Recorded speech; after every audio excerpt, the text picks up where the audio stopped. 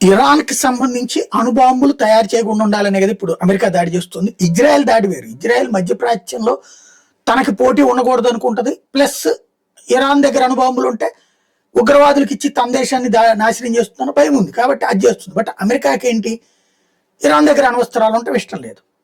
సరే, ఆ చర్చలు జరుగుతున్నాయని జరిగింది. అయితే ఇక్కడ కీలకమైనటువంటి అంశం ఏంటి అంటే, ఇస్ఫహాన్లో ఉన్నటువంటి under ground uranium enrichment facility మీద దాడి చేసింది. అది ముక్కుని మూతిని మూసేసిందా, లోపల దాకా వెళ్ళిందా తెలియదు. ఇవాళ జరిగిన భూకంపం దేనికి సంబంధించింది అనేది తెలియదు. అది ఒక ఎత్తు అయితే 24 మంది న్యూక్లియర్ సైంటిస్టులు మాత్రం అందులో చచ్చిపోయారట ఆ బాంబు పేలుడు ద్వారా.